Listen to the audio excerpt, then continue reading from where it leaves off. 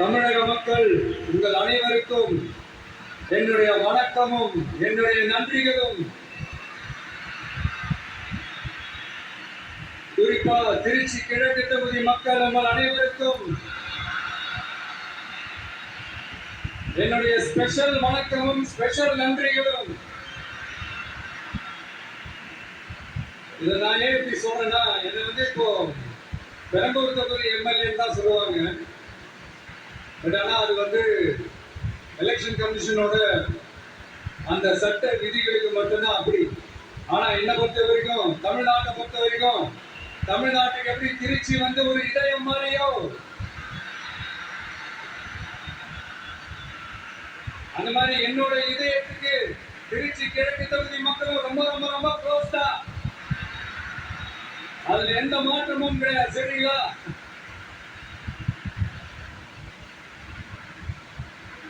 ஆட்சிக்கு சில வாரங்கள் கூட ஆகல. 6 மாசம் அமைதியா இருக்கும்னு சொன்னாங்களா? 6 நாள் கூட அமைதியா இருக்க முடியல. ஆட்சிக்கு 1/2 மணி நேரத்துல ஆரம்பிச்சுட்டாங்க. பாவம், ஒரு கல்யாண வீட்டுல தான் போய் புலம்பிட்டு இருக்காங்க. நான் சொன்னதெல்லாம் நடக்குதா? 1 by 1 எல்லா புலம்பல்ஸும். அது மாதிரி இத்தனை வருஷமா மாத்தி மாத்தி உங்களை ஏமாத்திக்கிட்டு இருந்த இந்த 2 பேரையும் வேண்டாம்னு சொல்லி ஒதுக்கிட்டு உங்களுக்காக உண்மையா உழைக்க வந்த உங்க விஜய, உங்க அண்ணனை, உங்க தம்பிய முதல் அமைச்சரா இல்ல முதல் சேவகனா ஆக்கியிருக்கிறீங்க. தலை வணங்கி ஒட்டுமொத்த தமிழக மக்களுக்கு இந்த நேரத்தில் என்னுடைய நன்றியை தெரிவிச்சுக்கிறேன். இந்த நேரத்தில் எங்களுக்கு ஆதரவு தெரிவிச்ச அத்தனை இயக்கங்களுக்கும், அத்தனை இயக்கத்தின் தலைவர்களுக்கும் மீண்டும் என்னுடைய நன்றியை தெரிவிச்சுக்கிறேன்.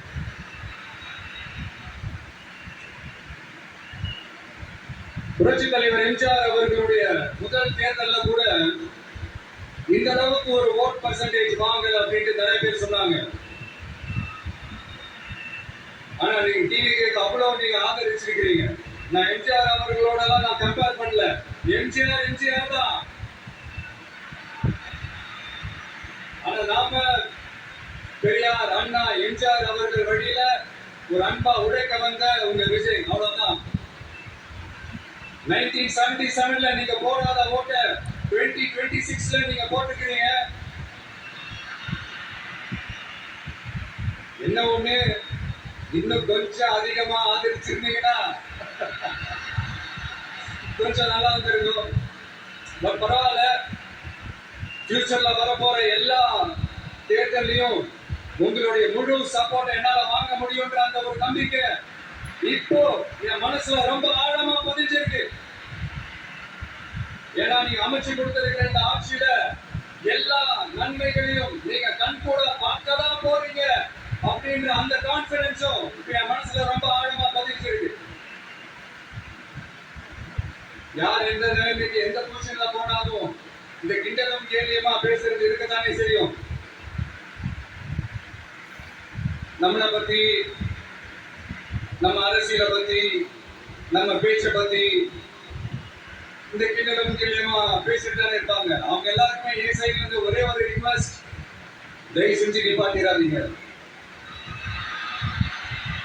தயவு செஞ்சு கண்டினியூ பண்ணுங்க. நீங்க தான் என்னோட எனர்ஜி ஃபோர்ஸ்.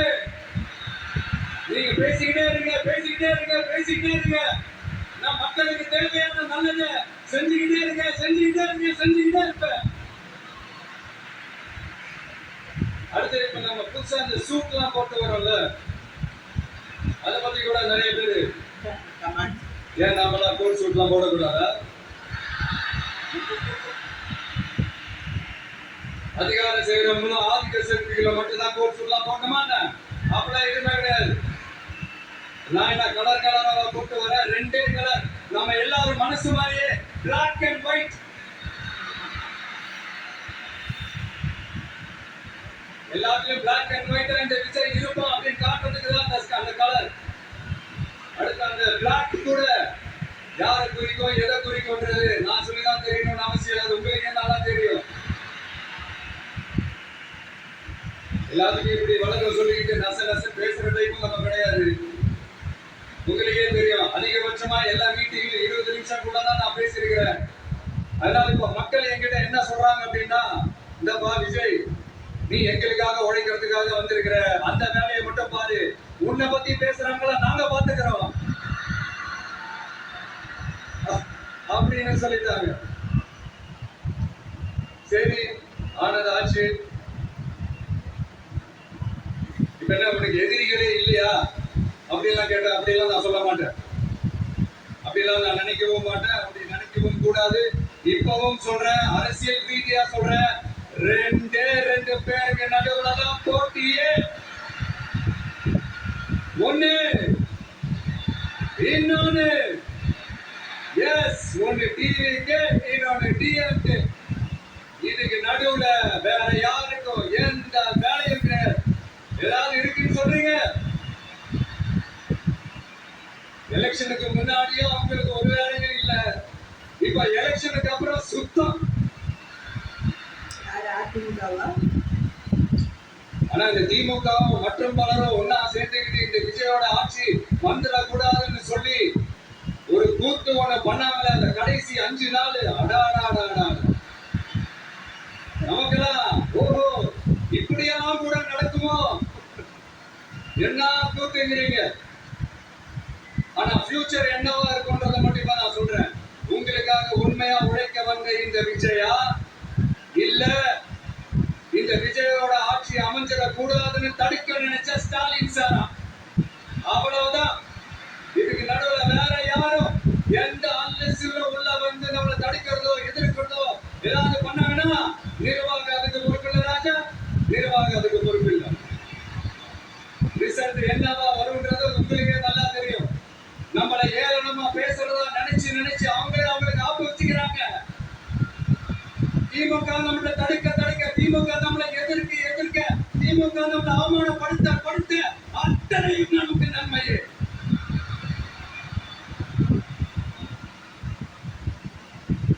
ஒண்ணு கவனிச்சீங்களா மக்களே, நம்ம ஆட்சிக்கு வந்ததுக்கு அப்புறம் ஒரு விஷயம் ஒண்ணு நடந்துகிட்டு இருக்கு. இது இந்த ஜென்சி தலைமுறையை அட்ராக்ட் பண்றதுக்காக இங்கிலீஷ் தமிழ் கலந்த அறிக்கை அது சொல்ல வந்த நினைச்சீங்களா? அந்த காமெடி எல்லாம் கிடையாது. அடுத்து இந்த ரியாலிட்டியை மறந்துட்டு இந்த ரீல்ஸ் போடுறது அது சொல்ல வந்திருந்தீங்களா? அந்த காமெடியும் கிடையாது. இது சீரியஸா ஒரு விஷயம் நடந்துகிட்டு இருக்கு.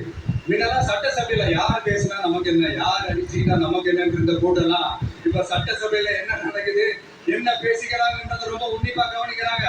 கவனிச்சீங்களா? திமுக ஸ்டைலே சொல்லணும்னா ரீல்ஸ் போட்ட கூட்டம் இப்ப நியூஸ் பார்த்துக்கிட்டு இருக்கிறாங்க. அதுல நமக்கு சந்தோஷம் தான், பெருமை தான்.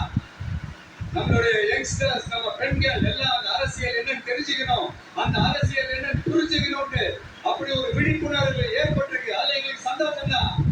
இதெல்லாம் யாரால நடந்திருக்கின்றது நான் சொல்லிதான் உங்களுக்கு தெரியணும்னு அவசியம் இல்லை, அது உங்களுக்கு நல்லா தெரியும்.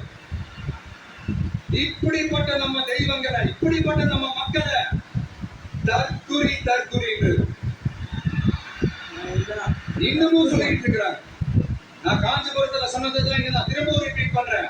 நீங்க தற்குறின்னு சொன்னீங்களே, அவங்க தான் உங்களோட அரசியல் வாழ்க்கையே ஒரு கேள்விக்குறி ஆக்கியிருக்கிறாங்க. கேள்விக்குறி ஆக்கிட்டாங்க, இன்னமும் ஆக்க போறாங்க. அன்னைக்கு நான் சொன்னப்போ சிரிச்சவங்களா இன்னைக்கு என்ன பண்ண போறாங்களோ. உண்மையை சொன்னாதான் அந்த கூட்டத்துக்கு கசக்குமே. உண்மையிலே நீங்க மக்கள் மனசை புரிஞ்சு வச்சிருந்தீங்கன்னா நீங்க இப்படி மக்களை தப்பாவே பேசியிருக்க மாட்டீங்க. அது என்ன, அப்புறம் அரசியல் புரிதல் இல்லாம மக்கள் நமக்கு ஓட்டு போட்டுட்டாங்களாம். இந்த கவர்ச்சி மயங்கி மக்கள் நமக்கு ஓட்டு போட்டுட்டாங்க. நான் என்ன, சரி விடுங்க.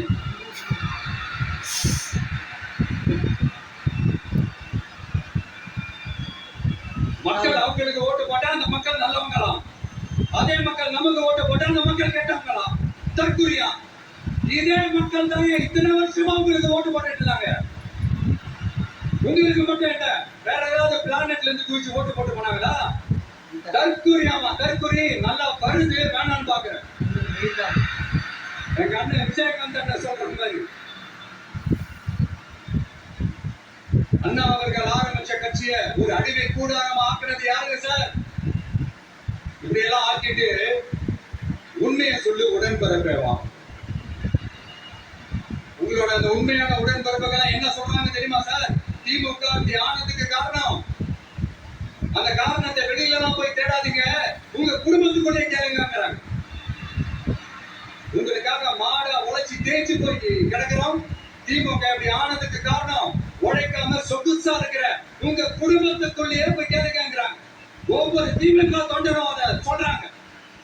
அதை புரிஞ்சுக்காம நம்மளையும் நம்ம மக்களையும் தப்பு தப்பா பேசிக்கிட்டு நீங்க மக்களை தப்பா பேசுனீங்கன்னா இந்த விஜய் வந்து கேள்வி கேட்பான், சும்மா இருக்க மாட்டான்.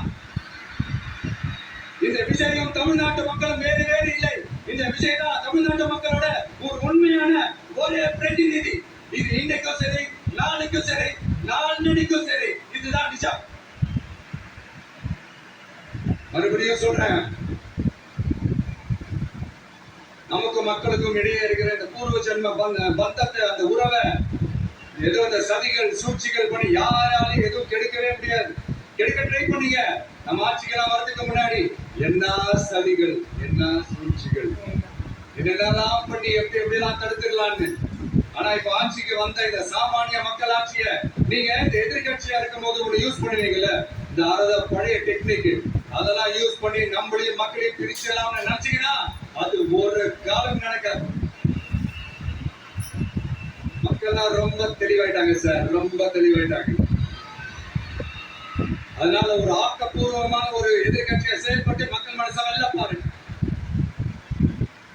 கடைசி லாஸ்ட் 1 மந்த் நடந்த ஒரு சில விஷயங்கள் உங்ககிட்ட நான் ஷேர் பண்ணணும்னு ஆசைப்படுறேன். இந்த 200 யூனிட் மின்சாரம், கட்டணமில்லா மின்சாரம் அறிவிச்சோம். அதுல ஆல்ரெடி இருந்த 100 யூனிட் திமுக கொடுத்தது கிடையாது. மேடம் ஜெயலலிதா மேடம் இருந்தப்போ செஞ்சுட்டு போனது. ஸ்டாலின் சார் பதவி போன அந்த கடுப்புல அறிக்கையா விட்டு தள்ளிட்டு இருக்கிறாரு. என்ன பண்ணீங்க உங்களோட ஆட்சியில? மக்கள் பணத்தை டாஸ்மாக்ல இருந்து அடிச்ச அந்த பணத்தை ஊழல் செஞ்ச அந்த ஃபைல க்ளோஸ் பண்றதுக்கு அலையா அலைஞ்சீங்க. ஆனா இந்த விஜய் மக்களுக்கு தொந்தரவா இருக்கிற அதே டாஸ்மாக க்ளோஸ் பண்ணா. விவசாயிகளோட அந்த கடனை தள்ளுபடி மேக்சிமம் இந்த 1 மந்த்ல என்ன செய்ய முடியுமோ அதை செஞ்சா. நீங்க தான் அந்த நிதி சம்பந்தமா இருக்கிற எல்லா கேட்டையும் லாக் பண்ணி வச்சுட்டு போயிருக்கிறீங்க. அதை சரி செய்ய வேணாமா? அதை ஒழுங்குபடுத்த வேணாமா? அதனால மறுபடியும் சொல்றேன், விஜய் பொய் சொல்லி ஏமாத்துறதுக்காக அரசியலுக்கு வரல. உங்க கூடவே நிக்கிறதுக்காக மட்டும்தான் அரசியலுக்கு வந்திருக்கிறேன். அதுல எந்த மாற்று கருத்துமே கிடையாது. கவலையப்படாதீங்க விவசாய பெருமக்களே. அடுத்து இந்த சட்டம் ஒழுங்கு, அது சரியில்லை இது சரியில்லைன்னு சொல்லி திமுகவும் மற்ற பலரும் மாறி மாறி கூறுறீங்க. நான் ஒண்ணே ஒண்ணு கேட்கிறேன், இந்த மாடல் அரசுன்னு சொல்றீங்களே, அதுல என்ன செஞ்சு வச்சுட்டு போயிருக்கீங்க? ஒரு ஊரு விடாம, ஒரு தெரு விடாம போதை பொருள் கலாச்சாரம் அப்படியே ஸ்ப்ரெட் ஆகி கொட்டி கிடக்குது. அது அப்பவே இனிஷியல் ஸ்டேஜ் அதை நீங்க கண்ட்ரோல் பண்ணிருக்கீங்கன்னா இத்தனை பெண் குழந்தைகளை, இத்தனை பெண்களை இழக்க வேண்டிய ஒரு சூழ்நிலை ஏற்பட்டிருக்குமா? எல்லாத்தையும் பண்ணிட்டு படிக்கிறதுக்கு ஏன் போடுறாங்க? நீங்க என்ன பழி நம்ம மேல போட்டாலும் மக்கள் நிம்மதியா வாழக்கூடிய அந்த செயலை கண்டிப்பா இந்த விஜய் செஞ்சுதான் காட்டுவோம். அதுக்காக எஃபிஷியன்டான போலீஸ் ஆபீசர்ஸ் எல்லாம் அப்பாயிண்ட் பண்ணியிருக்கிறேன். எஃபிஷியன்டான அந்த போலீஸ் ஆபீசர்ஸ் டீம் எல்லாம் அப்பாயிண்ட் பண்ணியிருக்கிறேன். பெண்கள் பாதுகாப்பான அந்த சிங்கப்பெண் காவல் படை நெக்ஸ்ட் வீக் அதை இனாகரேட் பண்ண போறோம்.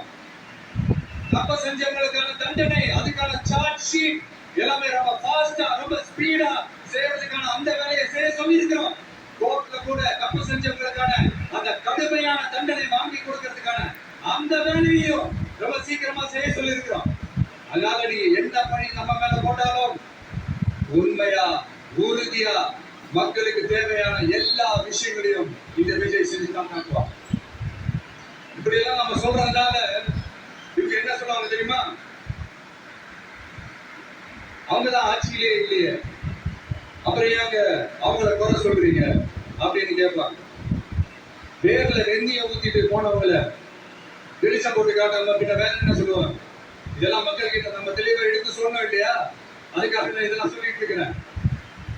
நம்ம மக்களுக்காக இவ்வளவு வேலை பார்க்கிறோம், ஆனா இவங்க அதையெல்லாம் விட்டுட்டு குதிரை பேரா பண்றாரு, அது பண்றாரு, இது பண்றாருன்னு சொல்லிட்டு தப்பு தப்பா கதையெல்லாம் அனுப்பிச்சு விட்டு இந்த தீய சக்தியும்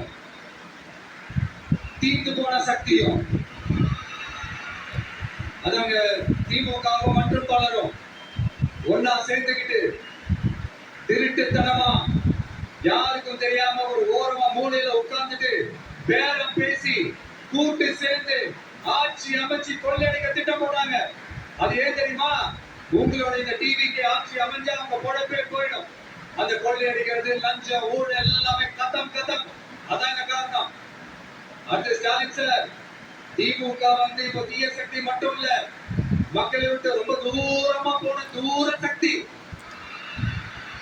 ஓர சக்தி, தோர சக்தி, பார சக்தி.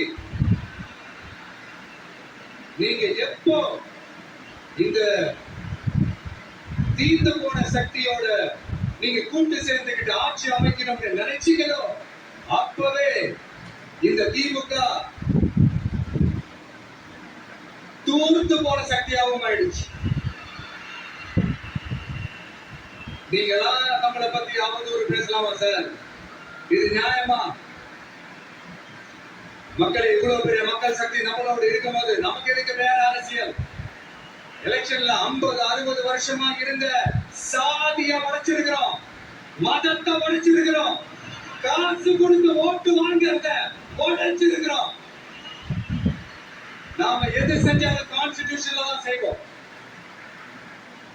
நாம சிங்கிள் மெஜாரிட்டி வாங்கி இருந்தாலும் நம்மளை நம்பி முறையா கூட்டணியில கட்சியில ஆதரிக்க வர்றவங்களை அரவணைச்சுதான் இருப்போம். நான் இப்பவும் மீண்டும் டிக்ளேர் பண்றேன், டிவிகே ஆட்சி எந்த பாகுபாடும் இல்லாம எல்லாருக்குமான ஒரு ஆட்சியா தான் இருக்கும். அதுல ஒரு எந்த மாற்றமும் கிடையாது. ஸ்டாலின் சார் மாதிரி ஊசலாட்டம் இருக்கவே இருக்காது. மதச்சார்பற்ற கொள்கையில சமரசமே இல்லை. மாநில உரிமைகள்ல விட்டு கொடுக்கவே மாட்டோம். நதி நீர் உரிமைகளை விட்டு கொடுக்கவே மாட்டோம். சமூக நீதி, சமத்துவ நீதிய ஒரு நாளும் விட்டு கொடுக்கவே மாட்டோம். அதனால திருச்சி கிழக்கு தொகுதி மக்களே, தமிழ்நாட்டில் இருக்கிற 234 தொகுதியும் நம்ம தொகுதி தான். அதுல எந்த கட்சி ஜெயிச்சிருந்தாலும் அது நம்ம தொகுதி தான். பெரம்பூரா இருக்கட்டும், திருச்சி கிழக்கா இருக்கட்டும், எனக்கு 2 கண்கள் மாதிரி. அதுலயும் திருச்சி கிழக்கு என் செல்லப்புள்ள மாதிரி. அதனால வரப்போற இடைத்தேர்தல்ல உங்க வீட்டுல இருக்கிற ஒருத்தர் தான் வேட்பாளரா நிக்க வைக்க போறோம். நீங்க எப்படி இந்த விஜய்க்கு ஆதரவு கொடுத்து ஓட்டு போட்டு ஜெயிக்க வச்சீங்களோ அதே மாதிரி வரப்போற இடைத்தேர்தல்ல உங்களுடைய அந்த வேட்பாளர்கள் ஜெயிக்க வைப்பீங்கன்ற அந்த ஒரு நம்பிக்கை நான் முழுமையாக நான் நம்புறேன். உங்களுக்காக உழைக்க வந்திருக்கிறேன். உங்களுக்காக எல்லா விஷயத்தையும் நான் பார்த்து செய்வேன். ஊழல் இல்லாத, லஞ்சம் இல்லாத ஒரு ஆட்சியை நான் கொடுப்பேன். I understand. ஒரே நாள் அது நடக்காதடா, ஒரு மேஜிக் இல்ல, பட் ஒரு நாள் அதை நான் நடக்க வைப்பேன். எனக்கு இப்ப வேற எந்த வேலையும் இல்லை. உங்களுக்காக உழைக்கிறத தவிர என் கடன் இனி என் மக்களுக்கு பணி செய்து கிடப்பதே. மீண்டும் என்னை ஜெயிக்க வச்ச தமிழக மக்களுக்கும் திருச்சி கிழக்கு தொகுதி மக்களுக்கும் மீண்டும் என்னுடைய நன்றியை தெரிவிச்சுக்கிட்டு கான்பிடென்டா இருக்க, நல்லதே நடக்கும், வெற்றி நிச்சயம். மீண்டும் சந்திக்கும் வரை நன்றி, வணக்கம்.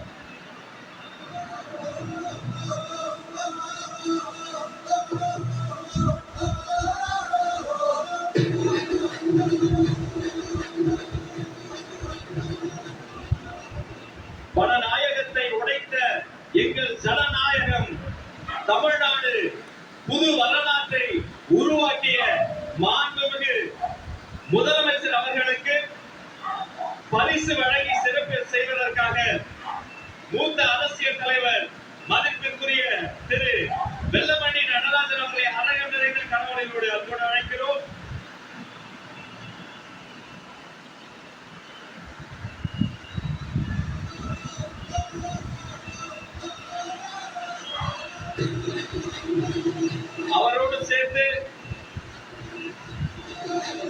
திருச்சி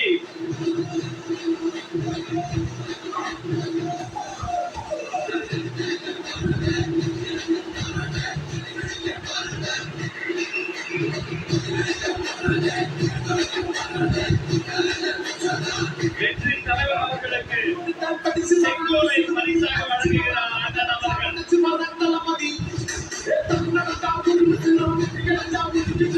அவரை தொடர்ந்து ஸ்ரீநகர் சட்டமன்ற உறுப்பினரும் மாண்புமிகு அமைச்சருமான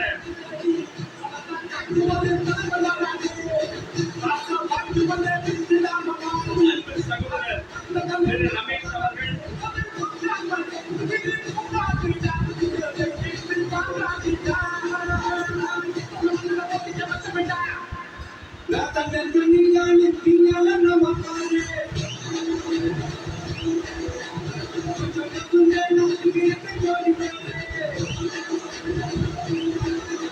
மலைக்கோட்டை மாநகரும் ஸ்ரீரங்கத்து கோபுரமும் ஒன்றாக காட்சி தரும் அந்த ஓவியத்தை பரிசாக வழங்குகிறார்.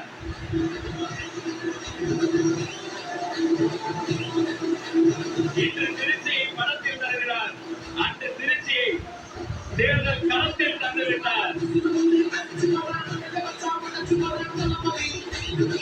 அவரை தொடர்ந்து மலர்மின்துறை மாநில தலைவர் சூர்யா கிருஷ்ணன் அவர்களின் சார்பில் வெள்ளி செங்கோலை பரிசாக வெற்றி தலைவரின் கரங்களில் தருகிறோம்.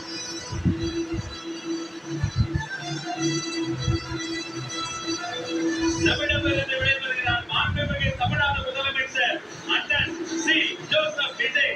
Thank you so much sir. நன்றி.